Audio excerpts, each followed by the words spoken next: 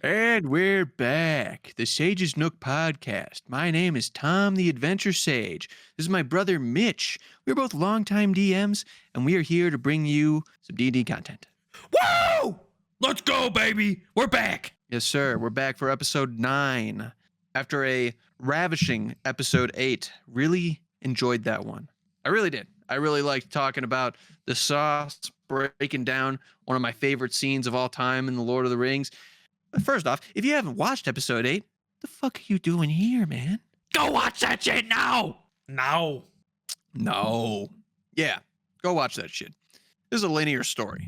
But anyways, in the past couple episodes, Mitch and I have very much enjoyed ourselves. We've kind of gone on these tangents, really just got lost in the sauce, for lack of a better term, no pun intended, which means that we have been routinely skipping the wisdom check. We feel bad about that. So today, we're not even going to allow ourselves to get down another tangent. We're jumping right in. This is a wisdom check episode. We are paying back our wisdom check debt. Wisdom check!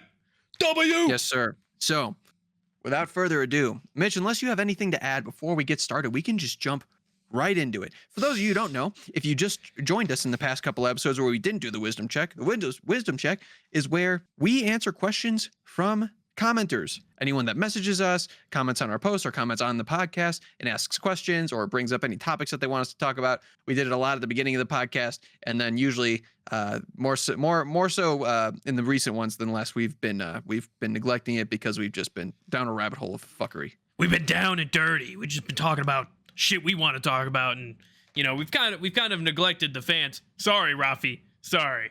We've neglected your guys' questions, but now it's time to get back into our bag, so to speak. Yes, we're about to drop some wisdom bombs on your fucking noggin. Exactly. But first, we do have to update. How much D&D have we played since we last spoke? And we've only played one session, but goddamn was it a good one, because it was a session where Mitch and I played together. Woo! We're back, Started my baby. new campaign. We're back. Yes, sir. We are so back. I started my new campaign. I've been running it online with Mitch and a couple of my other buddies that I don't get to play with a lot, especially in person. So running a completely homebrew campaign. It's in a very low fantasy world. I kind of took my regular homebrew world, my classic high fantasy world, and threw in an earth-shattering event that took away a lot of magic and stuff. So it's very grounded, very low fantasy, very intricate with role play in the story, very much just kind of a slow burn. And I enjoyed it. Yeah, it was fucking excellent. We just played through the intro session, had a lot of lore, role play, introducing the characters. I'm playing Kronos, the Dragonborn Paladin turned Warlock. And we're in this cool town called Brewood. Sick. We fucking interrogated a guy whose wife went missing, found her dead in the fucking woods, killed a hag, and cool. I gotta say, it's such a giga level game where we're putting hours into the prep and into the care, loving care into the sessions. We've spent so much time prepping for this campaign, fleshing out characters, making cities, tying in so many different NPCs to everyone's backstories. We spent 2 weeks on a daily basis, me messaging back and forth with the party members of okay, who would you know here? What kind of characters do you want to affiliate yourself with? Here's some people that I would think just deep prep. And this goes back to what we were saying last episode. We want to put in the work to play fucking epic D&D, to play awesome, in-depth, really good storytelling D&D. In order to do that, you got to put in the hours, you got to put in the work, you got to put in the time, and you got to have the inspiration. I am feeling inspired. Oh, the sauce is sweet. The sauce tastes good. But enough of that. Oh yeah. Enough of that. We've got some wisdom to drop. Yes, we have to pay our wisdom debt. So, the first question comes from Rage Man. With you guys having played D&D for a while, was there ever a moment where you weren't feeling the session and were tempted to walk away? Yes. Definitely. There was one time I have walked away. Yeah, I mean, I have also walked away too. And there's a lot of different kind of perspectives to come at this from. I've been in that situation both as a DM and as a player. I'm sure, Mitch, you could probably say you have too, right? Yeah, for the most part. I've never had someone walk away from the table while I'm running the game, but like I've had people walk away like, "Hey guys, I'm not playing anymore," kind of thing, but never like Yeah. directly at the table. Yeah, I've been in that situation where from my perspective, like I've been in that situation where I wasn't feeling inspired to run the game. I've been in, it's much easier, I guess, to check out when you're a player, to feel uninspired when you're a player, because a lot of that is riding, not only on you as the character, but a lot of it's riding on the DM and the DM story. And if you're a player character and you're not meshing with where the campaign's going or not liking the play style, it's very easy to kind of like check out, right? But when you're the DM, you are kind of forced to care. But there are times where I have just been uninspired, or I'm like, just kind of hitting a wall in my creative storytelling or where I want to take the campaign. And we've mentioned this briefly in a couple episodes ago, but like those sessions are usually where I'll do one of two things. I will put them in a city and not plan anything and just see what happens. So like I'll put them in a city that of course I've fully prepared. So like I have all the shops and stuff, but I'll be like, there you go. You're in Zelhana, explore and see what happens. And then I'll kind of see where they want to go. I'll see what they latch onto, and I'll see if any cool moments happen just at the, in the moment. Or if I just need to buy myself time, if like I'm not feeling inspired because I didn't have enough time to put the session together, I'll throw a fucking casino in front of them. The casino. That will get them all going. That will become a super fun session, even though like I'm not super inspired, or it's just a couple of those like fail safes to try and keep the momentum moving. Because I would say, Mitch, before I let you go, I would say one thing that you really want to avoid as a DM specifically is feeling uninspired and canceling your game because of it. Because what you're doing there is stopping any momentum you have completely in its tracks.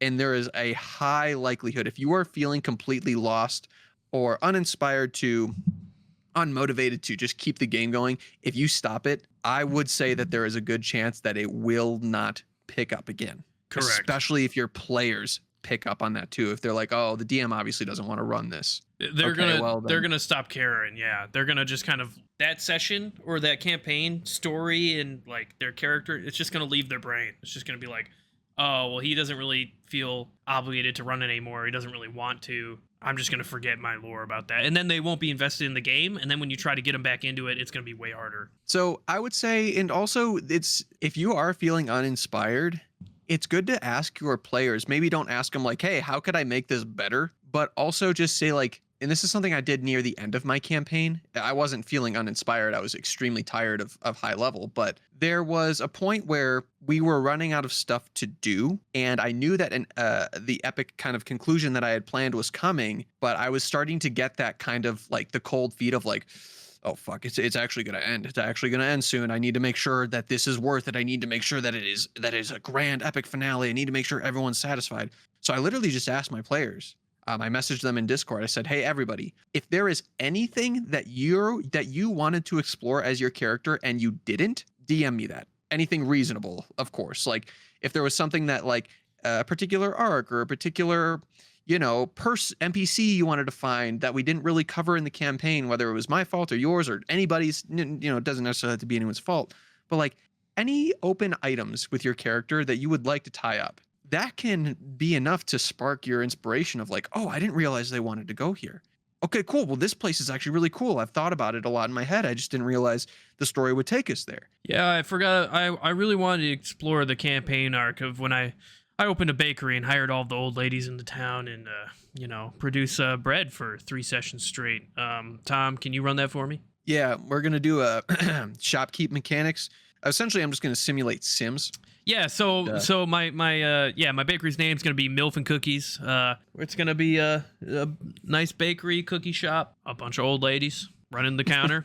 The Cougar Shop. The Cougar Shop. Yep. It's gonna be a strip club too, but that's on the down low. It's in the basement. But yeah, so for having to leave a campaign session while it's going, I feel like that just shouldn't happen in general. Like unless something absurd is happening at the table, where you're like, I don't feel comfortable at all. like Yeah. there's some creepy dude or something doing some weird shit with the characters, and you're just kind of like, dude. At first, I'd probably say something like, "Hey, this is kind of unacceptable. We should stop this. This is not comfortable. Like, there should not be this in a fucking fantasy game that we're trying to enjoy." Or if they just keep saying, "Oh, well, it's realistic," or some bullshit like that, just say, It's what my character would do. Yeah, it's all right. I'm just gonna step away because I'm not fucking with that. And that's completely legitimate if it's something at the table that's making you uncomfortable. If it's like you're not enjoying the game or you're not vibing with it and you just get up and leave, you're kind of a fucking bitch. I'm sorry. Like, go fuck yourself. Like, oh, the game's boring and I'm not having a fun time. Yeah, you sign up for the game. Don't ruin everyone else's time because you get up and leave. But and also try to make it fun. And if you know that you're not going to like the game or you've not enjoyed it 3 times in a row, don't go. Don't go next time. Then you won't ruin it for everyone else. If you are putting yourself in that situation to where you know, unless you don't know, and it just turns out to suck. And I don't know if Rage Man was asking, like, have you been tempted to leave in the middle of the session? I think he might have meant, like, leave mid-campaign. Because, like, no one would just get up and leave in the middle of the session unless, like you said, something crazy happened. But, yeah, I think it's one of those things of just understanding that you are committing to something and you're there to see it through. If you really don't like it, that is what it is. And, you know, you got to, you know, you should worry about yourself first, right? Yeah. But it definitely depends on the context of what's happening. But also your session 0, I think we've talked about this in pretty good extent. You should be having a session 0 with your party and telling them what type of campaign you're going to run. You should do the lines and veils. You know, I wouldn't say that I'm super involved in like having all of these safety tools and all of this stuff. It should be more of kind of a fluid thing. You know, I'm not playing with random people, so I don't have to do all of that. It's also, it's just kind of common sense too. Like when you are, you know, when you're doing inner party conflict, if you haven't discussed at all inner party conflict of fighting each other and the rogue does something that the paladin doesn't like, so the paladin just fucking kills the rogue. Yeah, I'd stand up and be like, dude, what the fuck? Yeah, that's one thing. That's the thing where you could really engage that. I love inter-party conflict, and like when you're fucking with each other in the game, you should be smiling at the table and laughing while you're doing. Like if I'm fucking with my friend, like say it's perfect when you have a person in the party flirting with an NPC or something, and then your character starts fucking it up for him in the moment. And they start getting flushed. They're like, dude, stop! What the fuck? I'm like, oh, I'm gonna trip him while I walk past or some shit. Yeah, like you can have friendly banter or even fighting. You can have like a rivalry with someone in your party just above table. Just ask them like, dude, we should totally have our characters fucking hate each other. That'll be so fun. Yeah. But going back to my point, a session 0 should fix it should make all of this very, very improbable. And you should do some sort of lines and veils. And that's what I did for my group that I started over 2 years ago now. We ran a whole campaign. There was some speed bumps at the beginning. I moved to Colorado 2 years ago, and I had to find an entirely new group of people I didn't know to play D&D with. One of them was one of my best friends. Everyone else was people I just met. But before we played D&D, we had met up like 4 times before we even started playing. I took them all out individually to tell them about the game I wanted to run, to tell them my style, to tell them everything that I planned to do from like a gameplay perspective. You know, and also just made sure we gelled socially, you know, that we were into the same stuff, that I could see these people actually being my friends. Then I took them all out. We all went out together as a group just for dinner. And we talked about D&D. We talked about, you know, we shot the shit.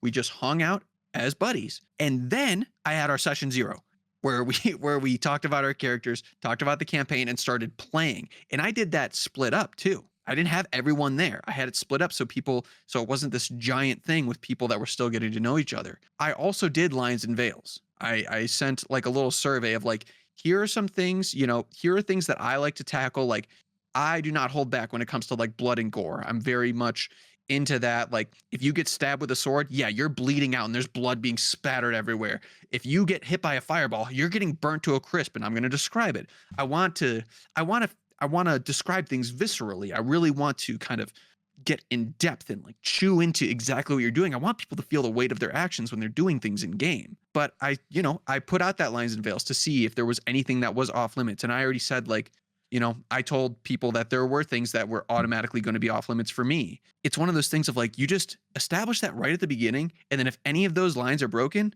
then you bring it up. But it's like, if you talk about it beforehand, you're not going to have any of those moments where you sit up mid session and you're like, yo, I'm out. You know, unless somebody does something crazy, like. Mm-hmm. But the thing is, also, we might be a little biased. We basically only play with friends, and Tom, for his games, has literally had the DM interviews with people before you go into the game to make sure that they're like normal people. Because let's be honest, there's a lot of basement dwellers in the D&D hobby. Like, they don't understand social skills. I've been in groups with them. Yeah, I get it. Just people that aren't super socially inclined. Yeah, that's a good way to put it. It's not like a dig on certain people. It's just like some people just don't mesh with your game, and you got to feel that out before you start, so you don't waste a bunch of people's time when there's a crash out in your game. You want to make sure everyone's friendly and everyone gets along, and no one's going to try and cross each other's boundaries before it starts, and then you won't have the crash out where someone leaves in the middle of the game, or hopefully not leave during the campaign. Now, if you were to be in a game and you thought it was going to be great, and then it's been going on for like 8 sessions, and like you wrote a 3-page backstory, nothing's happening with your character, the DM's not running the game well, it's boring, you kind of don't look forward to going every week, it's perfectly fine to just drop out and be like, hey guys, like things came up, I can't really play anymore. Like, I've done that before. I've also done that. Yeah, I had a DM who, like, as a dude, he was fine. I did not like how he ran the game. I did not like the game. I wrote a ton of lore for my character. None of it mattered, even though he asked us to write it. Like, and I was just kind of like 4 or 5 sessions in, I'm like, this is like, I don't look forward to this. I'm just not gonna, like, I'm busy. Like, I'm done. 2 other people had dropped out before me, and I was like, okay, I'm out. I had a similar situation where I joined a campaign. I think I talked about this maybe in like our literal first episode of the podcast, but like, yeah, we were living in Florida and I wanted to join a campaign. I had a lot of free time at the moment. So I joined like a random campaign, and there was barely any, this just goes back to, there was no session 0. There was barely any prep for like, what should we expect? And I didn't know anybody. I had never even seen anyone before I showed up for the first session. I hadn't even met the DM before I showed up for the first session. The first session, not session 0.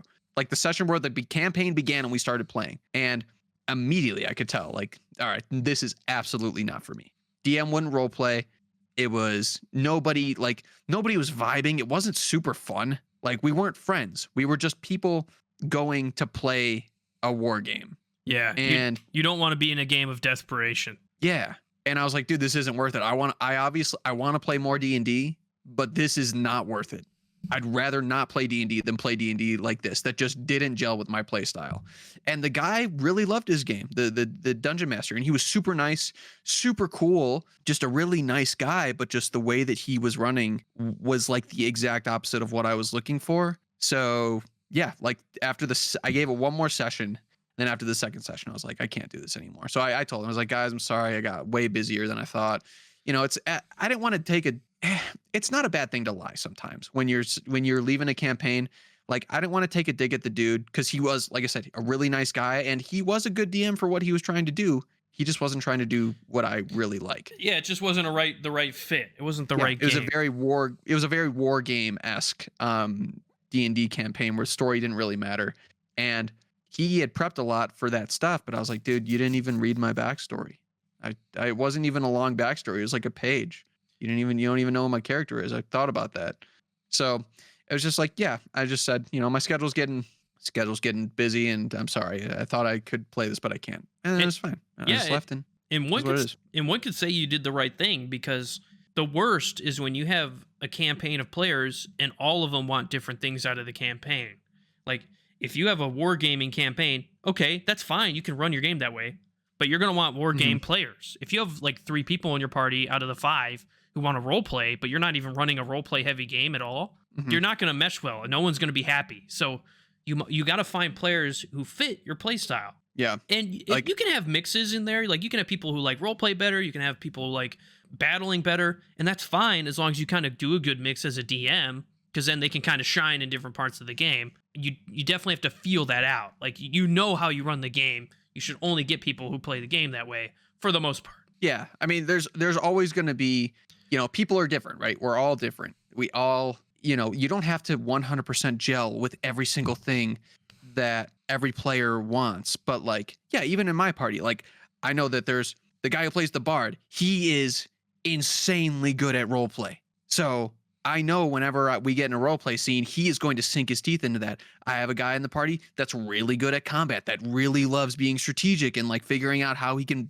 turn the battle in his favor. I know he's going to love that. It's just one of those things of like, make sure that you have something for everybody. Yes. And if you don't have something for everybody, you should think twice about playing with that person, because you're not either they're not going to be satisfied or you're not going to be satisfied, or both, most likely both. But yeah, I mean, I even had after that campaign that I left, I tried again and I went to another campaign, and this campaign that I joined, it was a big party. It was like a party of like 6 people, and a couple of them, or sorry, one of them was in the campaign that I that I left.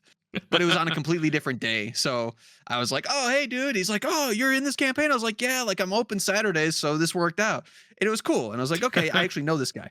But the DM was top notch, super awesome DM, like handed out props and stuff, was super involved, really theatrical in his performances with roleplay and stuff like that. But the party, the other people in the party, not all of them, but a couple of them were just insufferable. Just insufferable. Me. I'm the main character. Every role play situation, even if I'm not involved, I'm going to be the main character, inserting themselves into every single little scene. Immediately, the DM, I think 2 sessions happened and the DM called it. He's like, I'm sorry, guys. This is overwhelming for me, blah, blah, blah. And I felt bad because I was like, dude, you were absolutely crushing it. And I even told them this. I was like, for what it's worth, I thought you were absolutely killing it. If you run another campaign, please, for the love of God, invite me, because I want to keep playing with you. Yeah, that's the worst. That's the same thing. I was going to get at that too, is you have the one where it's like, okay, if you're not vibing personally with the game, it's probably good for you to leave, because then everyone else is going to enjoy it more. Then there's the other end of the spectrum of the person who's not vibing with anybody in the game, and they try to force their shit into the game. They try to fight everybody you come. I want to fight, so I'm going to fight everybody. Then no one can roleplay. We're fighting. Or every single NPC that you guys run into, oh, well, where are you from? Oh, blah, blah, blah. Like, they start up a huge roleplay conversation with everybody. It's like, dude, hurry the fuck up. Oh, my God. We've already talked to 3 commoners. We don't need to talk to another one. That Stop shit. making the DM think of names. Yeah, that shit. When you force your gameplay on the rest of the party and you know that they don't give a fuck about it, that's a problem player. That person should leave the game, find a different one. Yeah, or be kicked out. I luckily have never had to kick someone out of my table before. There are people where like I finished a campaign that I was running and been like, okay, we weren't a good fit. I'm probably not going to play with that person anymore. But I've luckily never been in a situation where I was like, hey, don't come back. I've heard a lot of stories of people that were, so I consider myself lucky. But I also think a lot of that stems from the fact that I seriously vet my players. Also, like, yeah, you seriously vet your players. And also, there's a lot of DMs who like, they really want to keep the peace. They don't want to stand up for it. Like, I'm not dissing people, but they don't have the spine. If somebody's at your table and they're taking up everyone's time and they're doing some bullshit, you got to call it out. Don't start a fight, but just be like, hey, man, that's not fucking cool. Stop. Yeah. You're the DM. You are the adult, in quotes, in the room. You're controlling the game. You don't have to let them do that shit. Like, I one time, in one of my one-shots online with a bunch of friends, one dude was, like, he did something kind of inappropriate where, like the first NPC they talked to was the barmaid or the waitress or whatever, and he, like, immediately, just no roleplay, slapped her on the ass. I'm like, what the fuck? As the DM, I'm running the game. I'm like, what the hell? So I have her start scalding him, and then he's like, oh, blah, blah, blah, and he's being a fucking pud about it. So then she goes and talks to the owner. I make her go and talk to the owner of the bar. The owner of the bar leaves, brings back the guard. That player's arrested the rest of the fucking session. Yeah. Play stupid game, win stupid prizes. You're out of the session for a while, buddy. His friends, I could tell he was like, oh my God, I really shouldn't have done that. I was making a horrible joke. And like then the other party members had to convince the guards not to arrest him, blah blah blah. And I could tell he kind of like took a step back, and he felt bad. He took a step back. He's like, man, I shouldn't have done that. And I could tell the rest of the session he was playing it nice. So yeah. You have to like, that's a way where it wasn't even me necessarily getting mad at him. I was pissed off, but I was like, okay, I'm gonna make this work in the lore of the game, and I'm gonna make your players sit out.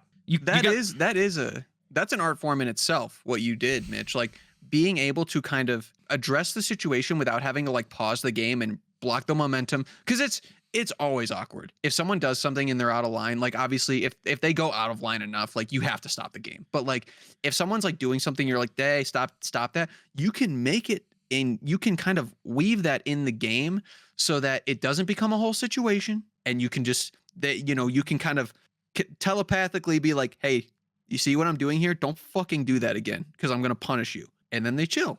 And you just go on with the game. They learn their lesson. Yeah. It was crazy. It was the tavern scene where I'm introducing all the characters, and the first thing that happens in the game is that. I'm like, dude, what the fuck? It's one of those things. They're probably a new player, right? Yeah, they were. They don't understand the consequences of their actions yet. Like they don't, when you're a new player, you don't, generally speaking, you don't understand how in-depth D&D can be, and like how your actions do matter and stuff. You kind of treat it like a video game, and then something makes you feel. Let's be honest. How many people have tried to kill the kids in Skyrim? Exactly. that kid in fucking Riverwood or Fraudnar. Yeah, immediately like, you don't look that tough, and then every single person just immediately swings their sword at the kid. And obviously the game doesn't let you kill them, but let's be honest, you limit test immediately, and that's kind of what he did in the game, and I gave him a slap for it. Yeah. But yeah, I mean, we're on a completely we're just on a complete tangent now, but I guess the way that, so the question was there ever a moment you weren't feeling the session and tempted to walk away, either from a DM or a player's perspective? The answer to those questions for both of us, for both of those instances, is yes, absolutely. The key is to weigh your options. Understand, is this genuinely worth your time? Is it worth seeing through? Even if it's not worth your time, is it worth seeing through? If the answer is yes, then push through it, especially if you're a DM and you do know that you care about it and you're just like hitting a wall or something. Don't stop. Just keep it going and try to implement methods to figure out a way to be inspired again, whether it's from your own devices or just letting your players explore and seeing what they come up with. And then maybe you get some inspiration from that. Whatever it is, don't stop. Don't stop your campaign, because there's a good chance it's never going to pick up again. And also, like, just as like one of my final points is just kind of like, you can also just talk to your players. Like if they're normal people and you just like, guys, like I've kind of wrote myself into a corner. I'm not really vibing with the game or the flow of it. Like I just have no inspiration for the city you guys are in. They'll probably work with you on it. Like, can I? And then, I'm like, oh, how attached are you guys to the city? Because I really don't like it, and I wrote it in a bad way, and blah, blah, blah. And then they'll probably be like, oh, well, it's okay. We can go do something else. All right, next session. Oh, a portal opens. You guys are over here now. way cooler city that I'm more inspired by, and I'm going to continue the story here, or whatever. Like, your players, they understand. It's still a game. It's just, we're all adults. We can handle ourselves appropriately, and half the time you won't have the players leaving the middle of the game. If it's boring, I understand. If you're uncomfortable, I understand. But people won't necessarily be uncomfortable if the DM steps in like they should and stop it from happening. Yeah. So let's go to our second question now. And this kind of goes back to a couple things that we've actually very briefly talked about in the first question. But also, when we're going to leave him hanging. Ravi's back with another question. And this is a good one, because this is something we've mentioned here and there, but we actually haven't really gotten deep into it. And that is, Rafi asks, how do you handle relationships and romance in game? This is a particular topic. I don't even know how to describe it, because there's a lot of ways that this can go. This is a little sketchy topic. It's a little bit of a sketchy topic, but I appreciate it because this is something that needs to be talked about. Romance is not bad in games, but it is bad all right, so there's three types of romance. You have romance for comedy, you have genuine romance, and then you have cringe romance. You got those three. Those are the three categories of romance in D&D. And you know what? We can even analyze Critical Role for a minute. And we can identify these three topics in each romance, and we'll go from one from every campaign. So if you don't watch Critical Role, very slight spoilers, but campaign 3, Chetney and Fern, that is a romance for comedy. Every single time that they even consider getting romantic, it's a bit and it's funny. Yep. There's no actual intentions behind it.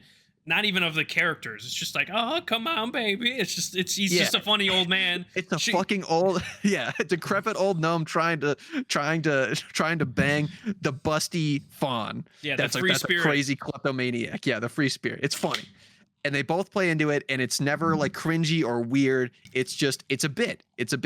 And then the thing is, they both understand it's a bit. Exactly. Yes, they both understand it's a bit, and they're doing it for the laughs. Then you have second example, true romance. Very, very well thought out, genuine romance that tells a good romantic story. We'll go from campaign 2, Jester and Ford. A very slow burn. You can tell because obviously the players in the campaign are married in real life, so you can kind of tell that they're building towards that over the 100 sessions that it takes.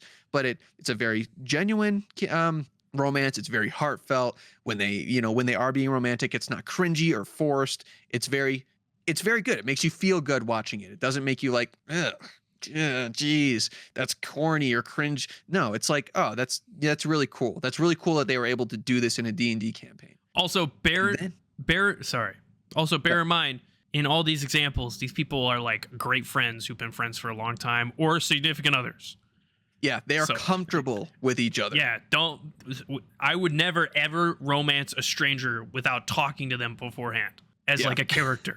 Like that would be very strange. Yeah, I guess there's a whole umbrella over this conversation of you should never ever try and romance a player if you have not talked to that person about if they're comfortable with being romantic in D&D.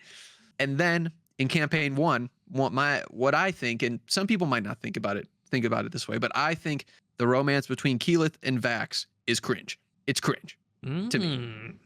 It's a little forced. It's a little like, you know I love you, right? It's like just too it's too edgy. It's too edgy. And it feels one of the characters is Edgemaster. He's fucking Illidan himself. Come on now. It's Vax'ildan. Vax'ildan's a great character. Keyleth's a great character, but I just don't like their romance. It just feels a little cringe to me. But that's just me. It's one of those things of there's a way to do it, and I think you just have to be on the same page with the other person when you're doing romance. The way that I handle romance in my D&D sessions, and this is something that I even put in the Lines and Veils when I start all my D&D sessions. I say, look, I'm completely comfortable if you guys want to romance each other. I'm completely comfortable if I'm playing an NPC and someone wants to romance me. One of our best friends, Noah, he played an old dwarf, a decrepit old dwarf. And I romanced him with an NPC of a decrepit old woman. So I am playing an old woman while my best friend is playing an old man, and we are flirting with each other. And it was played off for laughs until one time they banged. I obviously, and this brings me back to the point I was just about to make. First off, I always tell my players, if there is anything more than kissing, I will fade to black. I am not role-playing anything past first base. Leave it to the imagination. Yeah, leave it to the imagination. You get it. But there was one time where the fireworks finally happened. Elvis brought Agnes up, and they had a night together. And I faded to black, but I woke up in the morning. I had him wake up in the morning, and she like asked like, "What are we?" Blah blah blah. And he had all this baggage with a dead wife and stuff. She's like, "Well, I'm not just gonna be here for you." And we actually, me and one of my best friends got into like a genuinely emotional scene where I was like, I was pretending to be an old lady, but I was telling him like, I'm not going to be here for you just to hang around and have fun and, come visit me whenever you're in town and blah, blah, blah. If we're doing this, then we're doing this seriously. And we left the scene. And then after that session, Noah came up to me and he's like, dude, that kind of like messed me up. I was like, we got lost in the sauce. Lost in the sauce, lost in the role play. You felt bad for the non-existent character. Yeah, he's like, that speech you gave me, that genuinely made me feel kind of shitty. I was like, well, I don't know what to tell you. I was just thinking.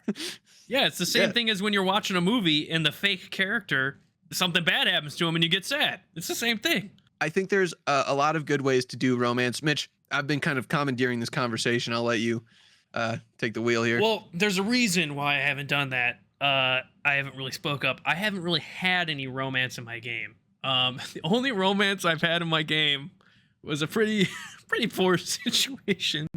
One of my player characters in their it was like their session 0. I did 2 session 0s for like each half of the party, and they were just on the road exploring. They had never played D&D before, so I was just kind of introducing, at least in person, I was just kind of introducing them to the game, like the mechanics. They had like a fight with orcs, and then they found a dead guy among the orcs on the toll. It was the classic Skyrim toll. Pay us some money and you can go through. Yeah. They said fuck that. They killed the orcs in a fight. They were level 1, so it was like 3 orcs and like a goblin or something, or 2 orcs and a goblin. They kill them, and they find a dead guy with a note that they're already on their way to this certain town, and the note had lore that they needed to bring to the town. It was a guy who he had a letter to his wife that never got back to her. So like, okay, now we have a side quest when we get to this town. We got to get this letter to this guy's wife. So of course, 3 sessions into the game, they eventually go to the bar. They realize, oh, that's this dude's wife. While like they hear her name called in the bar 'cause she's serving drinks and stuff. And they're like, oh, fuck.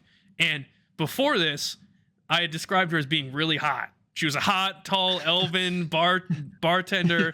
And one of the guys was kind of flirting with her. And he's like, and it was the guy who had the note. He's like, oh, fuck. So he handed her the note. He's like, I'm really sorry, blah, blah, blah. I think your husband's dead. We found him chopped in half by orcs. So it was a pretty funny scene, and I was like, role playing her is like really sad, and you know, she was very upset, and he was trying to do the, oh well, I can comfort you though kind of thing. Oh, it's the guy that goes to the oh yeah, I always pick up chicks at the funeral. There's nothing's crazier than a widow is grieving. And don't get me wrong, wrong, dude, you're a piece of shit. And it's okay. He knew it was fucked up. We were all laughing at the table. He's one of my best friends. We're just role playing, having a fun time, and I'm purposely digging into him about it. And that's the only experience I've had. He rolled a couple charisma checks, fucking failed all of them. And she was just like, I'm gonna go cry now. And she went away, and all the dudes were making fun of him. It was pretty funny. But that's the only romance experience I've had in my games. So I encourage romance. I think romance is good for a lot of reasons that we've already stated. Like, you know, I played romance for laughs with my best buddy, but also I have a couple in my D&D group, and they had very much like a slow burn romance throughout the campaign. So it was cool to like see their relationship evolve that way. And like, you know, it's always fun when they finally kiss, and they're like, I kissed her, blah, blah, blah. And, you know, everyone's like, oh, you finally fucking did it. You fucking was, you know, it's like with that thing, you know, because everyone knew it was going to happen. So it's cool. It's fun. I think the most important part about handling relationships and romance in the game is you need to be on the same page. This is something that 100% needs to be talked about before you start the campaign of like, hey, this is how we're handling romance. This is how we're handling anything remotely touchy, you know, like, you know, after the kiss, it fades to black. I am not role playing any of that. Yeah. But yeah. And then I think it's good if you are nervous about incorporating romance, maybe even give that example to your players of like, you have 3 options. If you're going to romance, well, don't say you have 3 options because you don't want to make it cringe.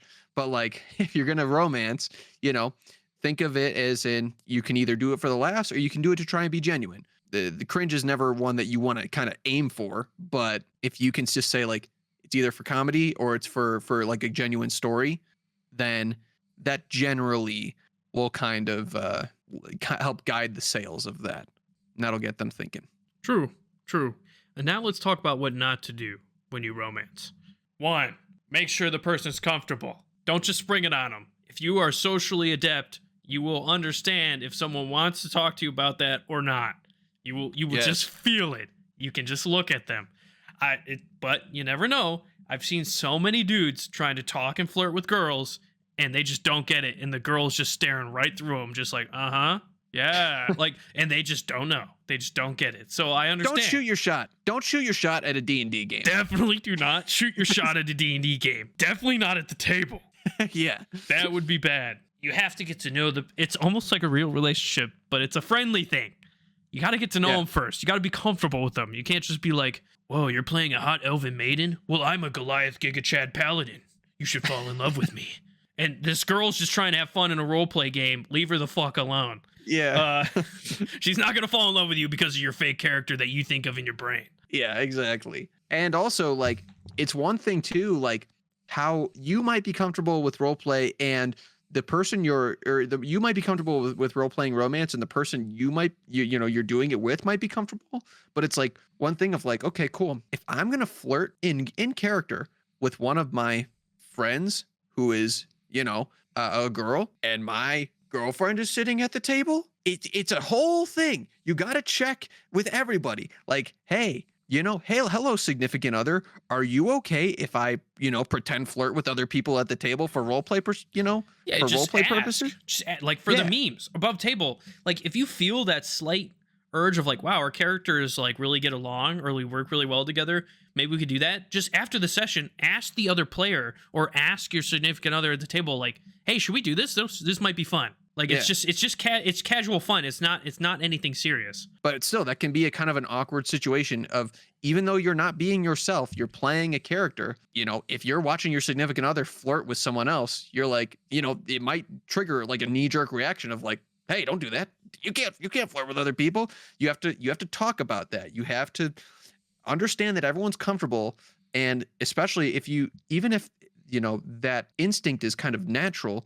If you talk about it beforehand and be like, hey, look, I might flirt with other people at the D&D table in character. It's just me being funny. I'm just trying to make NPCs that are fun and vibrant and stuff. I'm not trying to actually flirt with these people. We're just role playing and having fun.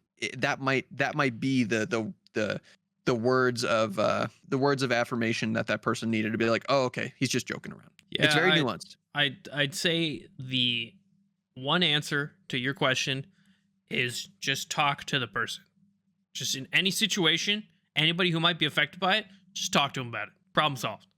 Like talk to them about it. Make sure everyone is comfortable, and also make sure that you know what vibe you're going for with the romance. If someone's trying to play it off for comedy and someone's trying to be cringe about it, that's not going to mix. Even though you both might be like down for romance, you need to talk about like, well, what are we? Yeah. What is this? Yeah. And you have to make sure, if you're joking, you got to make sure they know you're joking. Like if your character is like, hey, you want to be my girlfriend in the game, and it's actually supposed to be funny, like, yeah, they'll probably laugh or whatever. But you have to make sure it's apparent. Like you can't be like, if you're being super serious in the game and they're getting uncomfortable, and then after, oh, I was just joking. I didn't mean, like, it's like the vibes weren't correct. Like you got to make sure they know. But it's just talk to people. Just talk to people. And this comes from another thing I said earlier. If you're a DM, grow a fucking pair, grow a spine. If some weird shit's happening at your table, tell them to stop. Like, just stop. You're controlling the game. You are God. You are God of your world. A fucking lightning bolt comes down and kills that weird ass paladin. He's fucking dead. Or the other party member is getting an enragement buff, and they have +5 to their attacks, and this paladin doesn't. Yeah, it's just one of those things. It's very nuanced. It is a little risky if you don't know exactly how you're approaching it, but if you do it right, and if everyone's on the same page, it can lead to some genuinely awesome moments and some genuinely hilarious moments. So I always recommend it. I give it 2 thumbs up. I give romance 2 thumbs up. You just have to do the work to make sure that it is right. But that's what we had planned today. Might be it might be a tiny bit of a shorter episode, but we wanted to catch up on some of our wisdom debt, and answer some questions. Podcast is picking up a little bit of traction. That's cool to see. Also, we're going to start, it all depends on exactly when you're watching this, but we're going to start streaming too. We're going to start streaming on Twitch, maybe YouTube. I don't know. We're really in the early stages of this, but we're going to start streaming probably video games, maybe us just hanging out. Hardcore Baldur's Gate run. Oh, we are doing an honor mode Baldur's Gate run, so get ready for that. I'm going to be the adventure sage, and he's going to be the dual wielder, baby. Fuck yeah. We're going to fucking die and rage.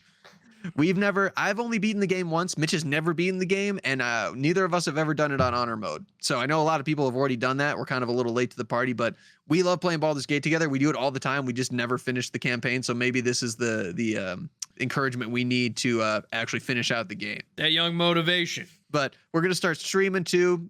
So very much like we just have conversations like this, you'll be able to hop in every now and then and actually chat with us. So that'll be cool. But yeah, we got a lot of stuff planned. We're gonna keep going here as much as we can, and that's all we got for you today. Of course, be sure to like, subscribe, do all the fucking stupid shit. All the shit that's actually gonna help us. If you like us, share us with your friends because we like doing this. But the fact that when we get affirmation of likes or shares or whatever, that actually tells us that other people like it. So we can talk all day, but it's cool when other people find enjoyment in it too. But yeah, like our Twitch stream handles, like DUAL_wielder is my Twitch stream handle. I think Tom's is Adventure Sage, if I'm correct. Just the Adventure Sage. Yeah. No caps, no spaces. I never pretty good. I never made that Instagram, so But $1 billion, contact Tom. Yep, $1 billion. If you want any pixel art, all of our frames, the logo for our podcast, it's Mitch. He's very cheap. $1 billion starting. Also to the people who to Rafi and Rageman and anyone else who answered submitted questions. Hope that answers your question. If it didn't, I don't know. Get fucked. I don't know. So sorry, always buddy. gotta say that. Sorry. I don't know. I don't know. So what the fuck do you want from us? Yeah, that's all we got for today. Have a good night. We out. Peace out. Let's go. Yeah.